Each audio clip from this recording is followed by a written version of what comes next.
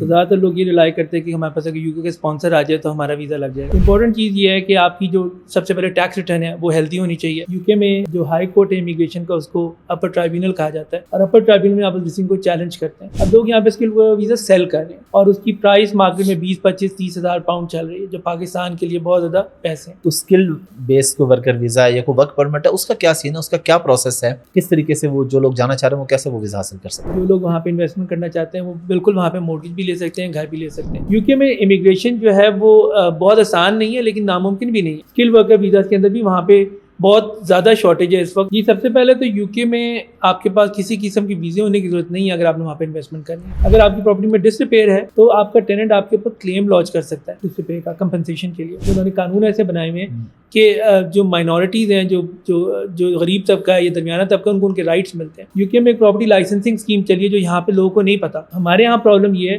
کہ ہم تب ایکشن لیتے ہیں جب پانی سر سے گزر جاتا ہے. کمپنی کو اس کو ٹیلرنگ میں اسٹاف چاہیے تھا, انہوں نے کہا تو ان کو ہم نے سورس کر کے دیے. دیکھیں کچھ آکوپیشن ہے جو کہ شارٹیج آکوپیشن میں جاتے ہیں, جن میں ڈاکٹرز بھی آتے ہیں, کچھ اسکل ورکرز اور بھی ہیں, وہ پوری کیٹیگریز ہوم آفس سے بنائی ہوئی ہیں. ایک دو ٹیسٹ اور رکھے, لائف ان دا یوکے ٹیسٹ رکھا جو کہ ہر بندہ نہیں کر سکتا. وہ لوگ کرتے ہیں یوکے میں رہ بھی لیتے ہیں, یوکے کو سمجھ بھی لیتے ہیں, انگریزی بھی ان کی اچھی ہوتی ہے. اس وقت رول یہ ہے کہ آپ کو انکم کی ریکوائرمنٹ میٹ کرنی ہے. اس کے ملٹیپل طریقہ کار ہے ریکوائرمنٹ کو میٹ کرنے کے. کچھ لوگوں کو پتہ ہے, کچھ لوگوں کو نہیں پتہ. ان کے اوپر ڈسیپشن کی بیس پہ جو ہے وہ ایک بین لگ سکتا ہے کہ نیکسٹ 10 ایئرس تک آپ کوئی اور ویزا اپلائی یوکے کا کریں گے تو آٹومیٹکلی ریفیوز ہوگا, صرف اس وجہ سے کہ آپ نے ایک 2 نمبر ڈاکومنٹ لگایا. السلام علیکم جی, حافظ احمد پوڈ کاسٹ میں خوش آمدید. اور آج کی پوڈ کاسٹ بہت ہی انفارمیٹیو ہے. وہ لوگ جو پاکستان سے باہر جانا چاہتے ہیں, پاکستان سے باہر رہ رہے ہیں, پاکستان سے باہر انویسٹمنٹ کی ہوئی ہے, کوئی بھی ایسے معاملات ہیں, اسپیشلی یوکے کے حوالے سے ہم لوگ بات کریں گے کیونکہ میرے ساتھ جو آج ایکسپرٹ موجود ہیں, کمرشل لائر ہیں, امیگریشن کی کنسلٹنسی بھی دیتے ہیں, جو کمرشل معاملات ہوتے ہیں, پراپرٹی کے حوالے سے بھی, کارپوریٹ کے حوالے سے بھی ڈیٹیل ہماری ان کے ساتھ انشاءاللہ ڈسکس ہوگی. جو لوگ بھی پاکستان سے باہر جانا چاہ رہے ہیں یا جا چکے ہیں, یا جو آج کل نئے کون سے ویزاز ہیں یوکے میں, امیگریشن آپ کیسے لے سکتے ہیں, آپ وزٹ ویزا کیسے لے سکتے ہیں, اور ان میں جو مسائل آتے ہیں اس پہ ڈیٹیل میں ہماری ڈسکشن ہوگی. میرے ساتھ موجود ہیں جناب ہمارے بڑے پیارے دوست ہیں عاصم اسلم صاحب. عاصم بھائی بہت شکریہ آپ کے ٹائم کا. بہت شکریہ, آپ نے مجھے بلایا یہاں پہ. عاصم بھائی, پاکستان میں جو کیونکہ بنیادی سوالات ہوتے ہیں لوگوں کے, تو میرے خیال میں سب سے پہلے وزٹ ویزا سے شروع کرتے ہیں. لوگ کہتے ہیں جی ہم یوکے کا وزٹ ویزا اپلائی کرتے ہیں اور وہ ریفیوز ہو جاتا ہے. تو کوئی مین اگر آپ 2-4 ریزنز بتانا چاہیں کہ یوکے کا ویزا کیوں ریفیوز ہوتا ہے؟ دیکھیں جی, سب سے پہلے تو جو لوگوں کی یہاں پہ ایک مسکنسیپشن ہے کہ وزٹ ویزاز تب لگتے ہیں جب آپ کے پاس کوئی یوکے کا اسپانسر ہوتا ہے. تو زیادہ تر لوگ یہ ریلائی کرتے ہیں کہ ہمارے پاس اگر یوکے کا اسپانسر آ جائے تو ہمارا ویزا لگ جائے گا. یوکے کے اسپانسر کا رول بہت منیمل ہوتا ہے کسی بھی جب آپ نے یوکے ویزا کو اپلائی کرنا ہے. جو پرائمری چیز ہوم آفس نے دیکھنی ہوتی ہے وہ ایک امیگریشن رولز ہیں جو کہ سیٹ اپ ہیں. ان امیگریشن رولز کو آپ نے میٹ کرنا ہوتا ہے. اور اس کے اندر ایک سب سے جو بہت امپورٹنٹ ایک رول ہے, ریگولیشن ہے کہ آپ کی انٹینشن ہے کہ آپ واپس اپنے ملک وزٹ کر کے آئیں گے, کہ آپ جینون وزٹر ہیں. اور اس کو اسٹیبلش کرنے کے لیے وہ کئی چیزوں کو دیکھتے ہیں. سب سے پہلے کہ آپ کے یہاں پہ کیا انکم ہے, آپ کس فیملی کو چھوڑ کے جا رہے ہیں, کیا پراپرٹی جائیداد آپ کے یہاں پر ہے, اور پھر جو آپ انکم ڈسکلوز کریں بھی ٹیکس ریٹرن کے اندر وہ آپ کی کورابریٹ کرتی ہے کہ نہیں کرتی باقی ڈاکومنٹ سے, بینک اسٹیٹمنٹ سے.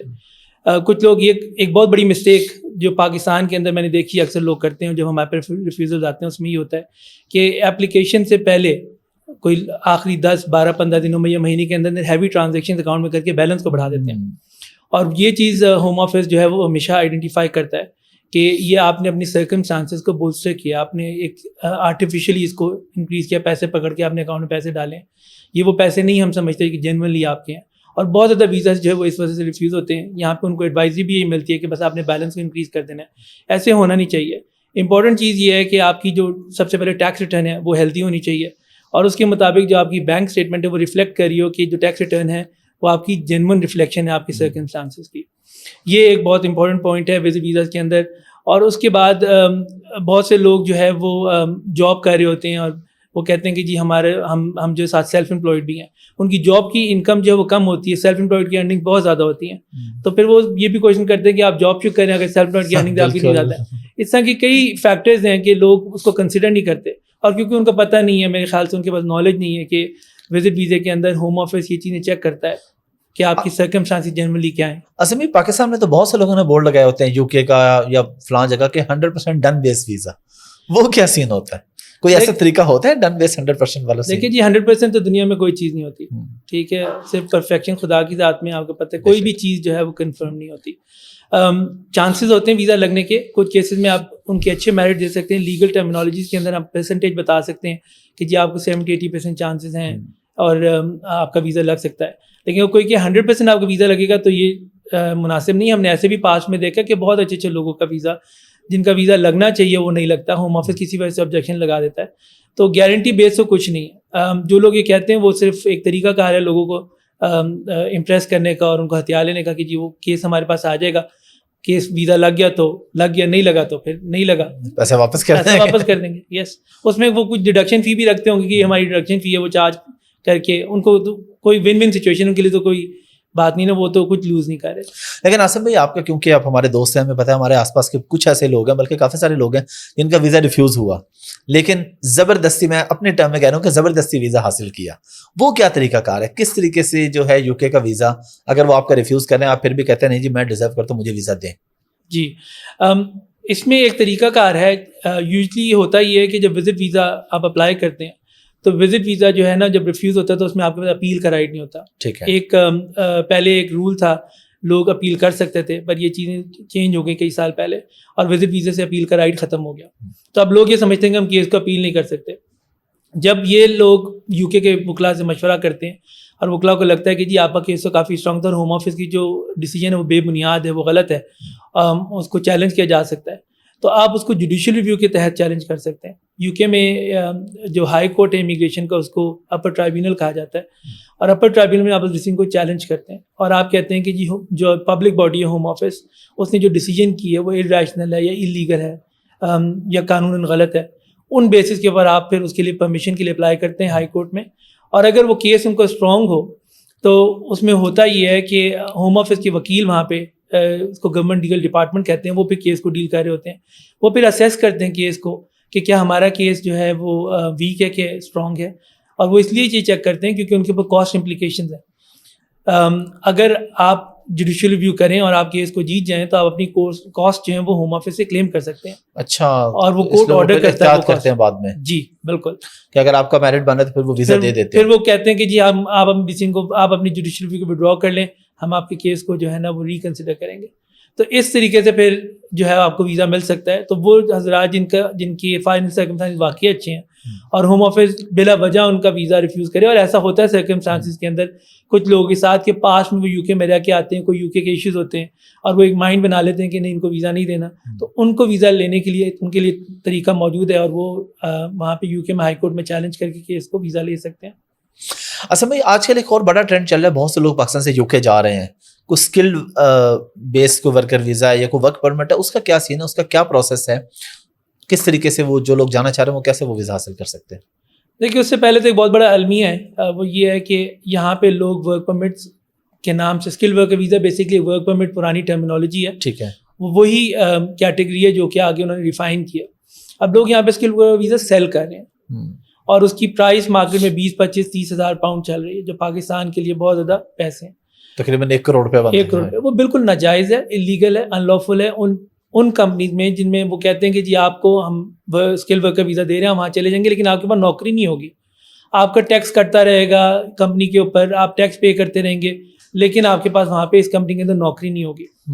اب وہ لوگوں کو یہ نہیں بتاتے کہ اگر آپ کے پاس اس کمپنی میں نوکری نہیں ہے تو آپ پھر کہیں اور فل ٹائم کام نہیں کر سکتے. قانون یہ کہتا ہے کہ آپ پارٹ ٹائم کہیں اور کام کر سکتے ہیں لیکن فل ٹائم نہیں کر سکتے, اور اسی آکوپیشن کوڈ کے اندر کر سکتے ہیں جس میں آپ گئے ہیں. ٹھیک ہے. تو آپ نے ہسٹری میں دیکھا ہوگا, بہت زیادہ میڈیا کے اندر بھی آئے کہ بہت زیادہ کیریئرز پوری دنیا سے یو کے اندر آئے اور وہاں پہ ان کے پاس بھی نوکریاں نہیں تھیں, اور ہوم آفس کو بھی یہ آئیڈیا ہو گیا, انہوں نے بھی ہینڈ ڈاؤن کر لیا کہ ایسے ہو رہا ہے, اب انہوں نے سختی کی طرف جانا شروع کر دیا. بڑے لوگ میرے پاس آئے یو کے اندر اور آنسوں سے روئے آ کے, کچھ ایسے بھی انسیڈنٹس آئے جن میں لوگوں نے کہا کہ جی ہمارا دل کر ہم سوسائڈ کر لیں, کیونکہ جتنے پیسے ہم لگا کے یہاں پر آئے ہیں, ہم نے کسی نے اپنی سارے زیور بیچ دیے بیگم کے, کسی نے اپنے والد کا گھر گروی رکھ دیا, کسی نے گھر بیچ دیا, کسی کے پاس کچھ نہیں ہے, کیونکہ یہ 80 لاکھ کروڑ روپیہ جو ہے یہ پاکستان کے ایک عام بندے کے لیے بڑی انکم ہوتی ہے. تو اب ہم کیا کریں, یو کے اندر کیا کریں, کمپنی ہماری بند ہو گئی ہے, ہمارا ویزا کینسل ہو رہا ہے, ہوم آفس میں 60 ڈیز کا ٹائم دیا اپنا ویزا کسی اور کیٹیگری میں سوئچ کریں. یعنی ویزا مل جاتا ہے آپ کو 80 لاکھ کروڑ دے کے, لیکن اس کے بعد پھر آپ وہاں جا کے اس کے بعد آپ بہت زیادہ وہاں پہ جا کے, اور اس پہ یہ کتنی منیمم ویج سیٹ کر کے ویزا ملتا ہے, اس حساب سے آپ کو ٹیکس منتھلی کتنا دینا ہوتا ہے؟ جی تقریباً جو منیمم سیلری پہلے تھی اب انہوں نے پھر اس کو ریوائز کیا, 28,000 پاؤنڈ تھی, 27,000, 28,000, 26,000 کے اوپر بھی ہو سکتا تھا اگر آپ نیو انٹرنٹ ہیں. تو تقریباً ٹیکس کی جو شرح ہے اس میں امپلائر کا ٹیکس بھی, امپلائی کا بھی ٹیکس ہے, وہ اراؤنڈ 25 to 29% آپ کا ٹیکس جاتا ہے. تو وہ لوگ جو کام نہیں کرے وہ بیچارے یہ ٹیکس کہاں سے افورڈ کریں, وہاں کی لیونگ کہاں سے افورڈ کریں. وہ اگر کیش ان ہینڈ جاب کریں تو اتنا ہی کمائیں گے جتنا تو انہیں منتھلی صرف ٹیکس دینا پڑے گا. جی, اور کیش ان ہینڈ کا بھی زمانہ اس طرح رہا نہیں اب. آپ کو پتہ ہے سارا کچھ جو ہے اب الیکٹرانک ہو گیا ہوا ہے. اور ہوم آفس نے ایک اور کام کیا ہے 2012 کے بعد سے, بہت زیادہ یہ کام ہو رہا ہے کہ امپلائرس کو فائن ہوتا ہے اگر ان کے پاس کوئی انلیگل ورکر نکل آئے. تو اگر آپ انلیگلی کسی کو امپلائی کر رہے ہیں اور ہوم آفس نے آ کے آپ کو چیک کر لے تو آپ کو تقریباً 20,000 پاؤنڈ فائن بھی ہو سکتا ہے, اس میں کوئی ریڈکشن وہ آپ کو دے سکتے ہیں. اس لیے امپلائرز بھی آج کل ریلکٹنٹ ہیں انلیگل امپلائیز کو ہائر کرنے کے لیے جن کو وہ ہائر نہیں کر سکتے. تو یہ سارے بہت مسائل ہیں. انلیگل وے نا, لیگل وے کیا ہے, ایسے کون سی کمپنیز ہے یو کے میں جن کو رابطہ کیا جائے اور جو یہاں پہ واقعی جن کے پاس کوئی اسکل ہے وہ باہر موو ہو سکے؟ دیکھیے کچھ آکوپیشن ہیں جو کہ شارٹیج آکوپیشن میں جاتے ہیں, جن میں ڈاکٹرز بھی آتے ہیں, کچھ اسکل ورکرز اور بھی ہیں, وہ پوری کیٹیگریز ہوم آفس سے بنائی ہوئی ہیں. ان کے اندر تو وہاں پہ جابز اویلیبل ہیں. جو لوگ ان کیٹیگریز میں فال کرتے ہیں وہ وہاں پہ ریکروٹمنٹ ایجنسیز آئیڈینٹیفائی کر سکتے ہیں جو ان کیٹیگریز میں ڈیل کرتی ہیں, اور اس بیس کے اوپر کہ جو ہمیں ورک پرمٹ چاہیے ہوگا اور وہ ان کمپنیز میں اپلائی کر سکتے ہیں. بہت سے لوگ NHS میں جاتے ہیں جو یہاں پہ ڈاکٹرز ہیں جنہوں نے FRCS وغیرہ کیا ہوا ہے, وہ وہاں پہ جاتے ہیں, ان کو اپلائی کرنے کی ضرورت نہیں پڑتی. یا بہت سے لوگ جاتے ہیں اپلائی کرتے ہیں پھر وہاں پہ جاب اپلائی کرتے ہیں. شارٹیج آکوپیشن ہے. نرسنگ کے اندر پاکستان سے نہیں لیکن افریقہ وغیرہ سے بہت زیادہ لوگ اسکل ورکر ویزا کے پر آتے ہیں. اب یہ بھی ایک طریقہ کار لوگوں کے پاس موجود ہے کہ اگر وہ یہاں پہ کام کریں, فار انسٹنس اکاؤنٹنٹس ہیں, لائرز ہیں, مارکیٹنگ کے اندر کام کریں اور وہ UK میں جاب ہنٹ کرتے ہیں, تو وہاں پہ اس وقت جاب کی شارٹیجز ضرور موجود, لیبر کی شارٹیجز ہیں. جب سے بریگزٹ ہو اس کے بعد سے یورپین چلے گئے ہوئے, تو وہ ان جابس کے لیے جنرلی اپلائی کریں اور صرف ان جابس کے لیے بھی اپلائی کریں جن میں وہ ورک پرمٹ کمپنی دینے کو تیار ہیں.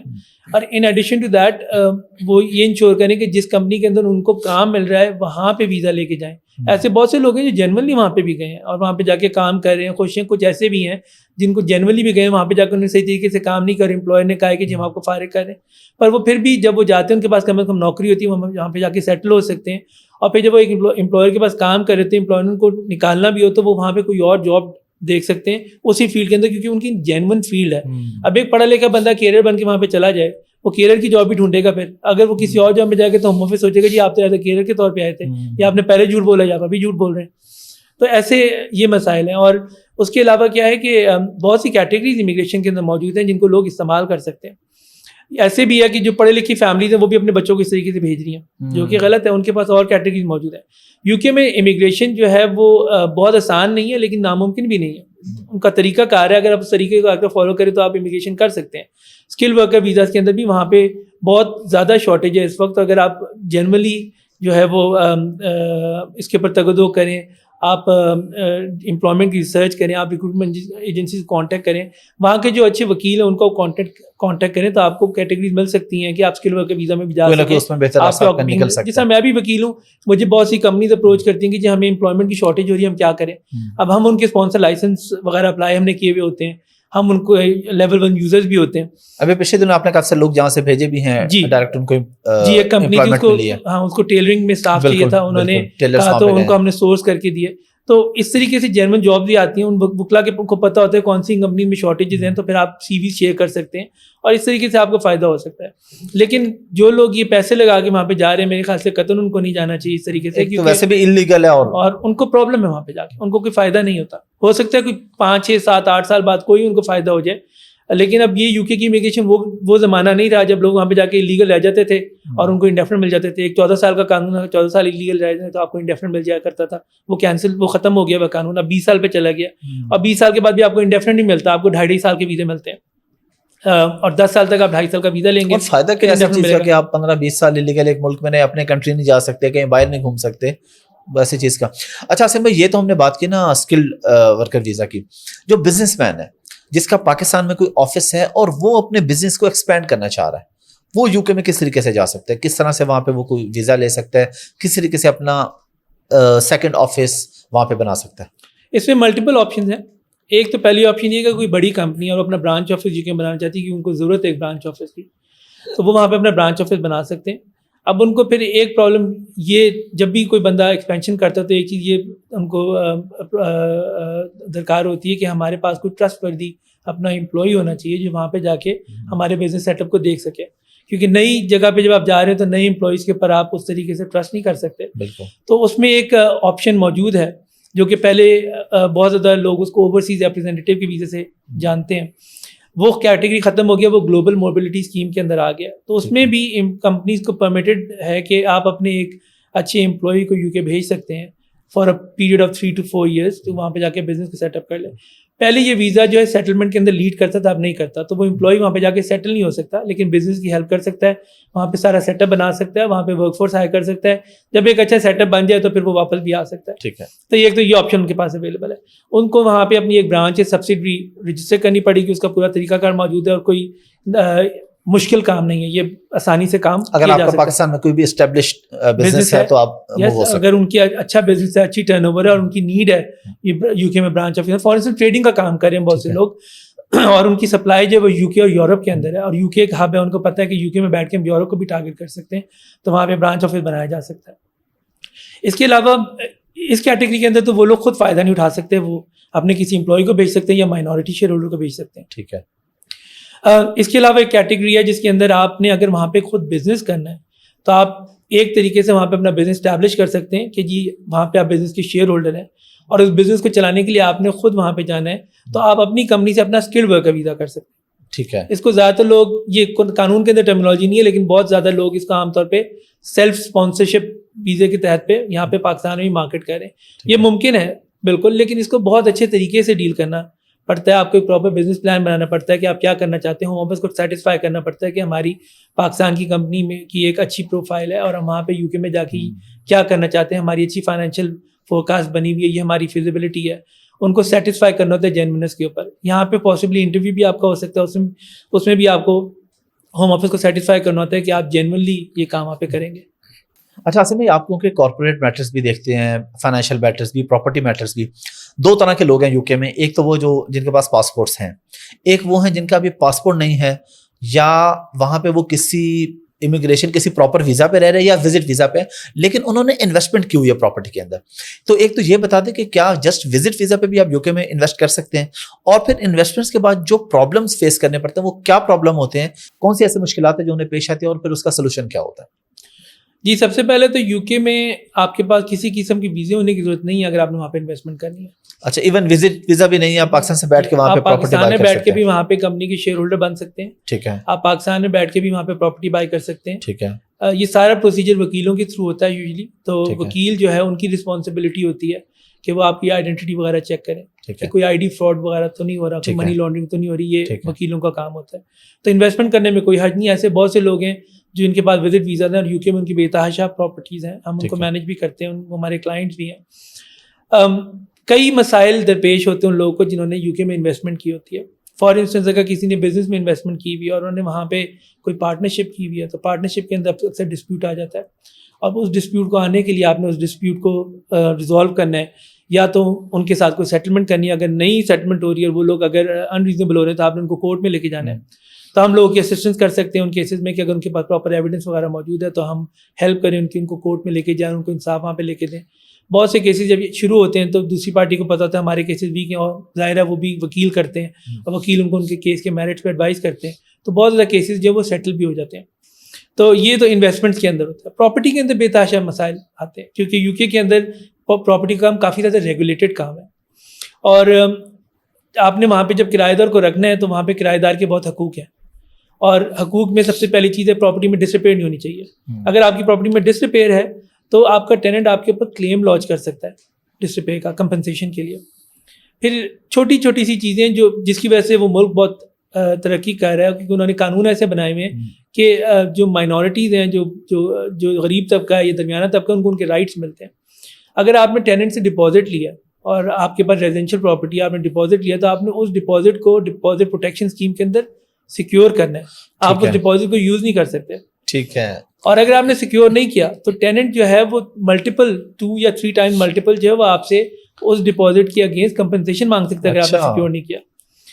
تو لینڈ لارڈ کو یہ چیزیں یہاں پہ پتہ نہیں ہے, انہوں نے ڈپازٹ لیے, وہ ڈپازٹ کھا گئے. میں ایسے کیسز, کئی کیسز ہمارے پاس آئے ہیں, ٹیننٹس ہمارے پاس آئے ہیں, ہم لینڈ لارڈس کو ہم سو کرتے ہیں پھر کہ جی آپ نے ڈپازٹ سیکیور نہیں کیا, اور اس کے بعد آپ ٹیننٹ کو پھر پراپرٹی سے نکال بھی نہیں سکتے, UK میں ایک پراپرٹی لائسنسنگ اسکیم چلی ہے جو یہاں پہ لوگوں کو نہیں پتا, اور وہ یہ ہے کہ آپ اس لائسنس کے بغیر اپنا گھر رینٹ آؤٹ ہی نہیں کر سکتے.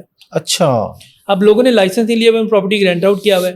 جب انہوں نے کہا ٹیننٹ ان کو تنگ کرتا ہے, رینٹ نہیں دے رہا, انہوں نے ٹیننٹ کو نکالنا ہے, تو وہ ایک سیکشن 8 پروسیڈنگز ہے, ان کے تحت جو ہے وہ پروسیڈنگ شروع کرتے ہیں. اب ٹیننٹ کو پتہ ہے کہ جی میرا رینٹ 2 مہینے سے زیادہ ارریئرز میں ہوگا تو یہ مجھے نکال سکتے ہیں.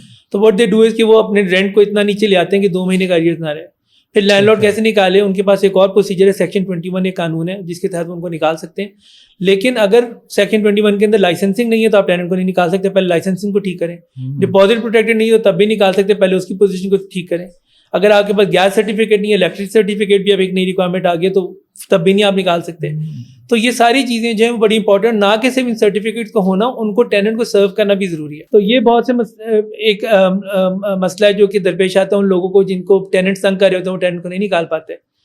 پھر دوسرے مسائل بھی پراپرٹی کے اندر آتے ہیں. جن لوگوں نے وہاں پہ فری ہولڈ بائی کیے ہوئے, انہوں نے لیز پہ فلیٹس بیچے ہوئے.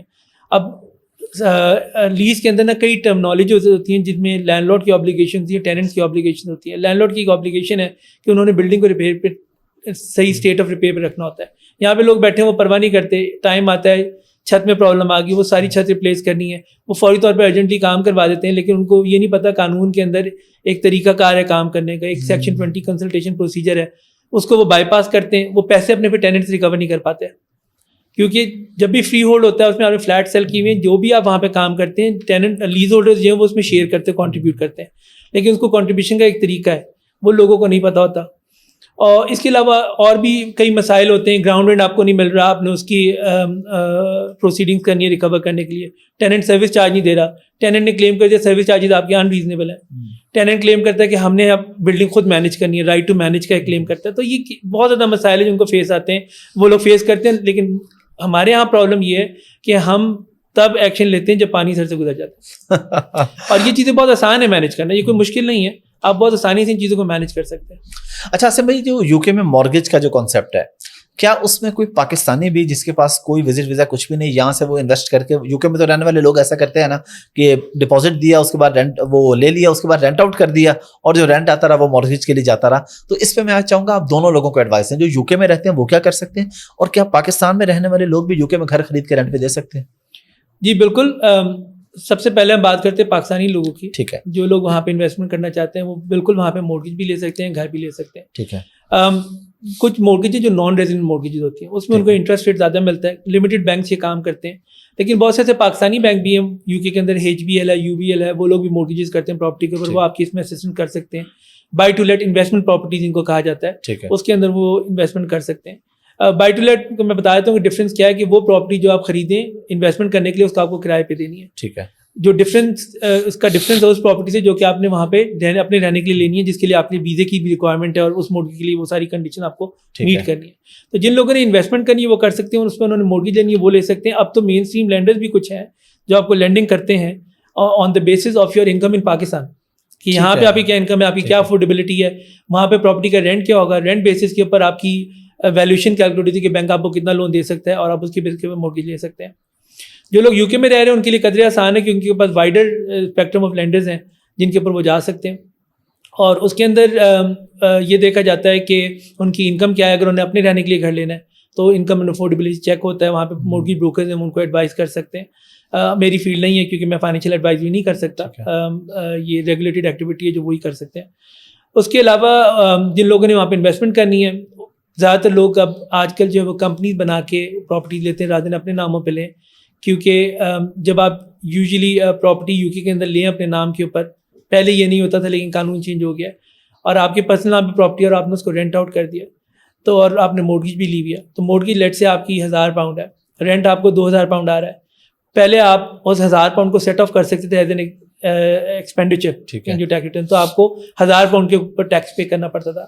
لیکن اب آپ وہ سیٹ آف نہیں کر سکتے اگر پراپرٹی آپ کے پرسنل نام پہ, تو آپ کو 2000 کی انکم پہ ہی ٹیکس پے کرنا ہے. پر جب آپ کمپنی لیتے ہیں تو کمپنی کے اندر آپ کے پاس الاؤبل ایکسپینسز ہیں, آپ نہ کہ صرف یہ ایکسپینس کو کلیم کر سکتے ہیں, بٹ اس کے علاوہ اور بھی جو ایکسپینسز آپ پراپرٹی کے لیے ہو رہے ہیں, آپ ٹریول کر کے جا رہے ہیں, آپ کوئی کام کروا رہے ہیں, اس طرح کی چیزیں اور ایکسپینسز ہیں, کمیوٹ کر رہے ہیں آپ, پھر آپ اس پراپرٹی کو مینیج کرنے کے لیے آپ نے کوئی اپنے گھر میں آفس بنایا ہوا ہے, اس طرح کے ایکسپینسز بھی آپ کلیم کر سکتے ہیں. تو ٹیکسیشن کے حوالے سے وہ پھر آپ کے لیے بہت زیادہ ورتھ وائل ہو جاتا ہے. پاکستان سے اگر کوئی وہاں پہ پراپرٹی لینا چاہ رہا ہے تو منیمم کتنی انویسٹمنٹ چاہیے جو فرسٹ ڈپازٹ دینا ہے, یعنی باقی مارگیج ہو جائے؟ پاکستان میں رہنے والے لوگوں کے لیے میں پوچھ رہا ہوں, کسی کے پاس اگر 1-2 کروڑ ہے تو کیا وہ اتنا ڈپازٹ دے کے UK میں پراپرٹی لے سکتا ہے؟ ڈپینڈ کرتا ہے پراپرٹی کی ویلیو کیا ہے. یوزلی لینڈرز آپ کو لینڈ کرتے ہیں 60 to 65% of the property value, ٹھیک ہے, تو آپ کے پاس 35 سے 40% جو ہے وہ پیسے ہونے چاہیے. ٹھیک ہے, میں یہ یوزلی ایڈوائز کرتا ہوں کہ اراؤنڈ 50% ڈپازٹ آپ کے پاس ہو تو وہ بہتر ہے کہ آپ بینک سے لینڈنگ اتنی لیں کہ اگر انٹرسٹ ریٹ کی فلکچویشن بھی ہو تو کم از کم رینٹ جو ہے وہ آپ کی انکم کو, آپ کی جو مورگیج ہے اس کو میٹ کر رہا ہو. یعنی آپ نے صرف اگر شروع میں 30-40 یا 50% دے دیا تو کیا رینٹ اتنا آ جاتا ہے کہ مارگیج اس سے جاتی رہتی ہے اور آپ 15-20 سال کے بعد ایک گھر کے مالک بن جاتے ہیں؟ 25 ایئرز مورگیج ٹینیور ہوتا ہے. اب مورگیج کے اندر بھی 2 ٹائپ کی مورگیج ہوتی ہیں, انٹرسٹ اونلی اور ری پیمنٹ اونلی. جو زیادہ تر لوگ انویسٹمنٹ کرتے ہیں بائی ٹو لیٹ پراپرٹی لیتے ہیں وہ زیادہ تر انٹرسٹ اونلی ریٹ کے اوپر کرتے ہیں, تو پراپرٹی وہ 25 سال کے بعد بھی آپ کی نہیں ہوتی, آپ اس کے اوپر انٹرسٹ ہی پے کر رہے ہوتے ہیں. ٹھیک ہے, 25 ایئرس کے بعد مورگیج ختم ہو جاتی ہے, آپ اس کو نئی مورگیج کروا سکتے ہیں, ری مورگیج کروا سکتے ہیں, اس سے پہلے بھی ری مورگیج کروا سکتے ہیں, اس میں پرابلم نہیں ہے. تو جو آپ نے مین چیز پراپرٹی جب آپ نے بائی کرنی ہے تو آپ نے اس میں اس وقت ہی اب آپ کو افورڈیبلٹی پتہ چل جاتی ہے کہ اس میں کتنا پیسے آ رہے ہیں, اس کا رینٹ کتنا. بینک آپ کو لینڈ ہی تب کرتا ہے جب ان کو پتا ہوتا ہے کہ ہاں پراپرٹی سے اتنا رینٹ جنریٹ ہونا ہے کہ آپ کی مورگیج پے آف ہو جائے گی. اچھا, آپ مائنر کے نام پہ لے سکتے ہیں پراپرٹی, یعنی آپ کسی بچے کے نام پہ UK میں لے لیں کہ جب وہ 20-25 سال کا ہوگا تو بچے کے وہاں پہ پراپرٹی اس کا طریقہ کار ہے. پراپرٹی جو ہے آپ بچے کے نام پہ نہیں کریں گے, آپ پراپرٹی آپ کے نام پہ رہے گی, لیکن آپ ایک ٹرسٹ ڈیڈ بنا سکتے ہیں کہ یہ پراپرٹی جو ہے بچے کی ہے, اسی کی وہی بینیفیشری ہے, انکم بھی اسی کو جائے گی.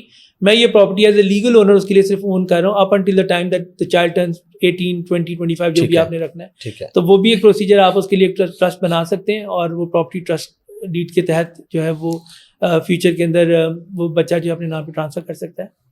عاصم بھائی, ڈفرینٹ کنٹریز میں ہم لوگ دیکھتے ہیں کہ وہ اپنا پاسپورٹ بیچتے ہیں. آپ کیریبین کنٹریز میں بہت سے ہیں, آپ اماؤنٹ دے کے پاسپورٹ خرید سکتے ہیں, ایون بڑے بڑے کنٹریز میں بھی انویسٹمنٹ کر کے. تو UK کا بھی ایسا کوئی سین ہے یا کیا لمٹ ہے کہ جی آپ اتنے کی وہاں پہ پراپرٹی لے لیں یا اتنے آپ انہیں ڈونیٹ کر دیں تو آپ پاسپورٹ لے لیں؟ نہیں جی, انفارچونیٹلی ایسا نہیں ہے. UK جو ہے وہ اپنا پریسٹیج انہوں نے قائم رکھی ہوئی ہے, وہ اپنا پاسپورٹ سیل نہیں کرتے. ٹھیک ہے, اور وہ اس چیز کے بڑے اگینسٹ ہیں کہ یورپین کنٹریز نے بھی یہ کام جو شروع کیا, پورچوگل کے اندر جی ہو رہا تھا, تو وہ لوگ اس چیز کے بڑے اگینسٹ ہیں. وہ کہتے ہیں کہ اگر آپ نے UK میں آ کے رہنا ہے تو پھر آپ UK کو اپنا مین ہوم بنائیں, آپ یہاں پہ رہیں اور پھر آپ جا کے ایونچولی یہاں کے نیشنل بنیں. اسی لیے انہوں نے 1-2 ٹیسٹ اور رکھے, لائف ان دا UK ٹیسٹ رکھا جو کہ ہر بندہ نہیں کر سکتا. وہ لوگ کرتے ہیں UK میں رہ بھی لیتے ہیں, UK کو سمجھ بھی لیتے ہیں, انگریزی بھی ان کی اچھی ہوتی ہے اس وقت. وہ لوگ نیشنلٹی سیل نہیں کرتے. اس کی ریکوائرمنٹ ہے آپ کو منیمم UK میں 5 ایئرز رہنا ہی رہنا ہے نیشنلٹی لینے کے لیے. جو بھی بندہ کسی بھی کیٹیگری کے اندر آئے, پہلے اسپاؤس ویزا جو لوگ یہاں سے جاتے ہیں اور اسپاؤس ویزا لے کے وہ لوگ 3 سال کے بعد نیشنلٹی لے سکتے تھے. وہ کیٹیگری میں انہوں نے پھر چینج کر دی 2012 میں. وہ پہلے 2 سال کا ویزا ہوتا تھا, ان کو بھی 5 سال پہلے پورے کرنے ہوتے ہیں, پھر ان کو انڈیفینٹ ملتا ہے. تو اس لیے کوئی کیٹیگری ایسی نہیں ہے UK کے اندر کہ وہ آپ کہیں کہ جی ہم پاسپورٹ بائی کر لیں 5 سال یا 6 سال سے پہلے. اور UK جو اسپاؤس ویزے کی آپ نے بات کی ہے, اس پہ کیا طریقہ کار ہوتا ہے؟ اب انہوں نے کتنی منیمم ویج رکھ دیا کہ آپ کا جو اسپاؤس ہے وہاں پہ اس کی منیمم اتنی ویج ہونی چاہیے, اور اگر ویج نہیں ہے کسی کی, فار ایگزامپل کوئی ایسا بندہ یا بندی ہے جس کے پاس کچھ نہیں ہے, کوئی لڑکی ہے وہ جاب ہی نہیں کرتی یا کوئی لڑکا ہے جاب ہی نہیں کرتا لیکن وہ ویسے ویل آف ہے, وہ کر سکتے ہیں, تو اس صورت میں کیا وہ کہیں اور شادی نہیں کر سکتا, کسی اور کہیں اور سے اپنے اسپاؤس کو نہیں بلا سکتے؟ یہ ایک ایشو ہے بہت بڑا جو کہ آیا ہوا ہے. آپ اگر انکم کی ریکوائرمنٹ کو میٹ نہیں کرتے, جو کہ پہلے انکم کی ریکوائرمنٹ تھی وہ کم تھی, آپ کو 18,600 پاؤنڈ شو کرنا پڑتا تھا. اب وہ چلی گئی ہے ہائی اماؤنٹ پہ, اور غالباً اس وقت 29,000 پاؤنڈ انہوں نے اس سیلری کو رکھ دیا. پہلے سے بھی زیادہ رکھ رہے تھے, پھر انہوں نے اس کو کم کیا. ہو سکتا ہے میری فگر ایکوریٹ نہ ہو, but it's around that figure. ٹھیک ہے. رول یہ ہے کہ آپ کو انکم کی ریکوائرمنٹ میٹ کرنی ہے. اس کے ملٹیپل طریقہ کار ہیں ریکوائرمنٹ کو میٹ کرنے کے. کچھ لوگوں کو پتہ ہے, کچھ لوگوں کو نہیں پتہ.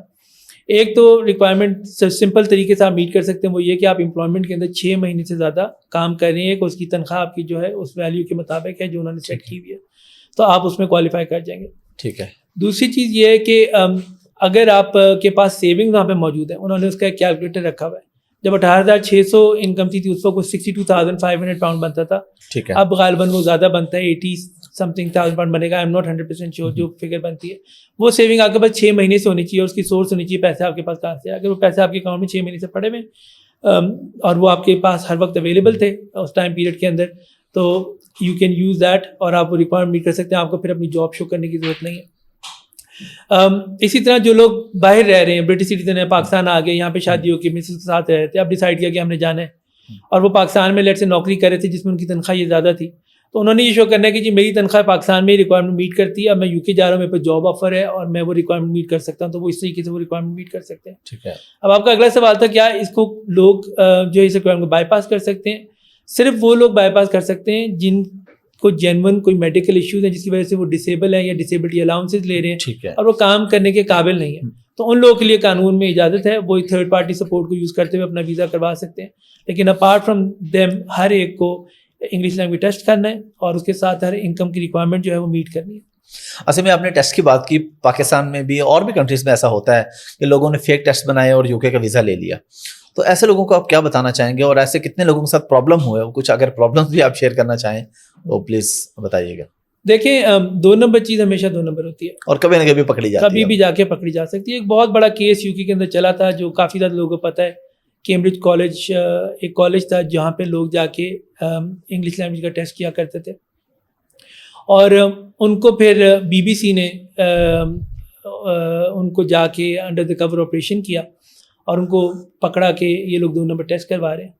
اس کا نقصان یہ ہوا کہ جتنے بھی لوگوں نے چاہے جنرلی یا جنرلی نہیں اس کالج سے ٹیسٹ کیے تھے ان سب کو کویشچن کیا گیا، ان سب کے ویزاز کو کینسل کیا گیا. اور وہ لوگ اکثر میں کچھ لوگ ایسے بھی جانتے ہیں جب ابھی تک یہ میرے خیال 2015 یا 16 کی بات ہے اور ابھی تک وہ لوگ ان کیسز کو لڑیں. تو اس لیے میں کہتا ہوں 2 نمبر چیز ہمیشہ 2 نمبر ہوتی ہے، کبھی بھی نہیں بنوانی چاہیے. پاکستان میں نے ابھی ریسنٹلی 2-3 کیسز ایسے دیکھے کہ انہوں نے PSN کا ٹیسٹ لوگ لے کر آئے اور انہوں نے کہا جی ہم نے یہ جنرلی کیا ہے، اس کی بیس پہ ویزا اپلائی ہوا، اور جب ہوم آفس نے وہ ویریفیکیشن کی تو انہوں نے کہا جی آپ کا ٹیسٹ ویریفائی نہیں ہوا، اور انہوں نے ویزے کو ریفیوز کر دیا. اب انہوں نے اگر وہ ہمیں تو نہیں بتاتے کہ انہوں نے کہیں سے بنوایا تھا، انہوں نے جنرلی کہیں سے بنایا. جنرل ٹیسٹ کبھی بھی ایسا نہیں ہو سکتا کہ ویریفائی نہ ہو، اس پہ انہوں نے کافی زیادہ پیسے خرچے ہوں گے.